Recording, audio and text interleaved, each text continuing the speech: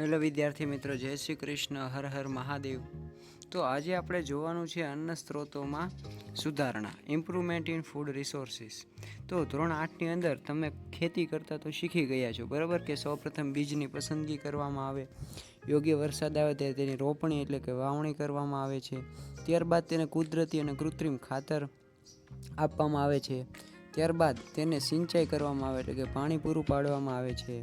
અને ત્યારબાદ એની સાથે સાથે જે નકામો કચરો ઉગે છે એટલે કે ઘાસ ઉગે છે, જેને આપણે નીંદણ કહીએ છીએ, એને દૂર કરવામાં આવે છે.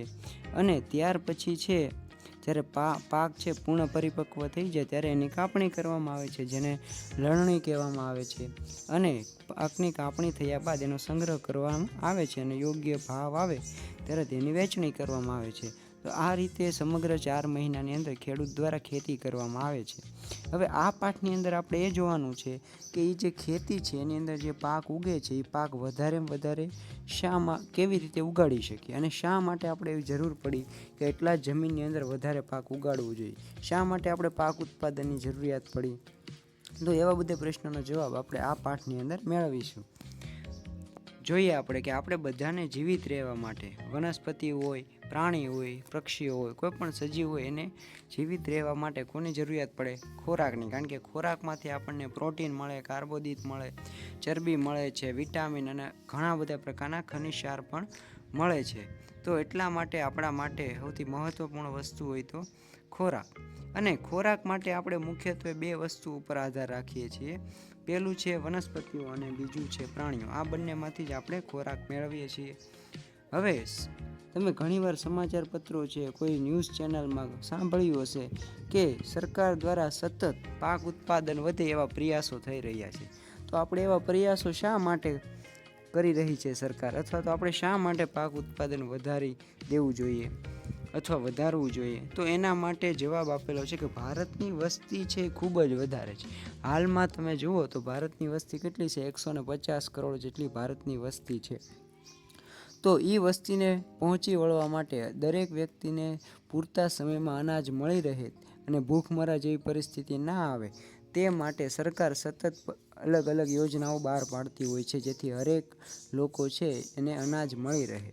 અને આ અનાજ વધારેમાં વધારે લોકોને મળી રહે એ માટે કોની જરૂરિયાત પડે? તો ખેતીની અંદર વધારેમાં વધારે પાક ઉગે એની.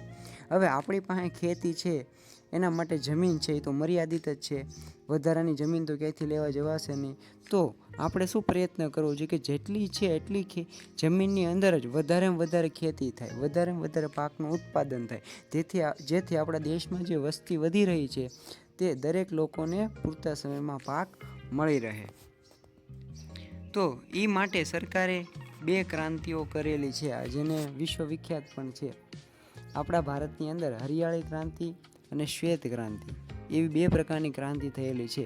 હવે હરિયાળી ક્રાંતિ લગભગ 1960 પછી કરવામાં આવી હતી. આ ક્રાંતિની અંદર શું કરવામાં આવ્યું હતું કે ખેડૂતોને રાસાયણિક ખાતરો પૂરા પાડવામાં આવ્યા હતા, અલગ અલગ પદ્ધતિઓ, ખેત પદ્ધતિઓ અપનાવવાનું કહેવામાં આવ્યું હતું. ખેડૂતોને કહેવામાં આવ્યું હતું કે તમે વધારે અનાજનું ઉત્પાદન કરો, કારણ કે એ સમયમાં આપણો દેશ છે બહારથી અનાજ મંગાવતો હતો.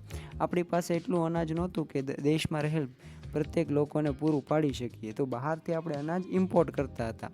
હરિયાળી ક્રાંતિમાં ખેડૂતને સમજાવવામાં આવ્યું કે તમે ખેતી ઉપર ભાર આપો, ખેતીમાં વધારે ઉત્પાદન મેળવો, પાકની ફેરબદલી કરો, પાણીની વ્યવસ્થા પૂરી પાડવામાં આવી સરકાર દ્વારા, જેને કેનાલ વ્યવસ્થા કહેવામાં આવે છે. એમાં શું કરવામાં આવ્યું કે પાક છે માત્ર વર્ષા ઋતુમાં જ ના લો, ખેડૂતોને એવું કહેવામાં આવ્યું કે તમે શિયાળાની ઋતુમાં પણ પાકને ઉગાડો, જેથી અનાજનું ઉત્પાદન શું થાય? વધે. તો આના જ કારણે આપણા દેશની અંદર હરિયાળ ક્રાંતિના પરિણામે સૌથી વધુ ઉત્પાદન વધ્યું હોય આપણા દેશની અંદર તો ઘઉં અને ચોખાનું બહોળા પ્રમાણમાં ઉત્પાદન થયું હરિયાળી ક્રાંતિમાં. અને અત્યારે આપણો દેશ એટલો સક્ષમ છે કે આપણે અત્યારે ભારતમાંથી કોઈ દેશની જરૂરિયાત હોય તો અનાજ આપીએ છીએ. અત્યારે આપણે બહારથી અનાજ મંગાવતા નથી. તેવી જ રીતે બીજી ક્રાંતિ કરવામાં આવી હતી શ્વેત ક્રાંતિ.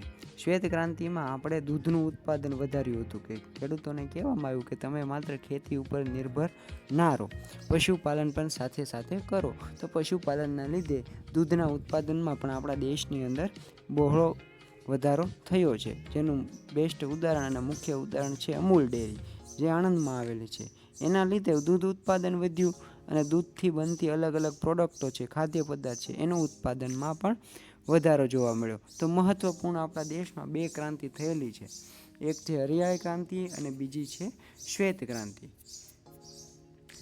તો હવે આપણે શું ધ્યાન રાખવાનું છે કે પાક ઉત્પાદન તો આપણે વધારે કરવાનું જ છે, પરંતુ સાથે સાથે એ પણ ધ્યાન રાખવાનું છે કે આપણા જે નૈસર્ગિક છે, કુદરતી સ્ત્રોતો છે, એને નુકસાન થાય નહીં. એટલે કે જે પાણી છે એનું પ્રદૂષણ ન થાય, જમીનનું રાસાયણિક ખાતર વધારે પ્રમાણમાં ન આપે જમીનને, જેથી જમીનની ફળદ્રુપતા પણ ના ઘટે. આવી બધી વસ્તુઓનું ધ્યાન રાખવાનું છે. એટલે કે કેવી પદ્ધતિઓ આપણે વાપરવી જોઈએ, વૈજ્ઞાનિક આયોજનબદ્ધ પદ્ધતિઓ અપનાવવી જોઈએ. ઉદાહરણ તરીકે મિશ્ર ખેતી છે, આંતરપાક પદ્ધતિ છે, સંકલિત કૃષિ પ્રણાલીઓ છે. આ બધું આપણે આ પ્રકરણમાં અભ્યાસ કરીશું. તો આગળના વિડીયોમાં આપણે પાક ઉત્પાદનમાં કેવી રીતે સુધારણા કરી શકાય એના વિશે અભ્યાસ કરશું. અસ્તુ, આભાર.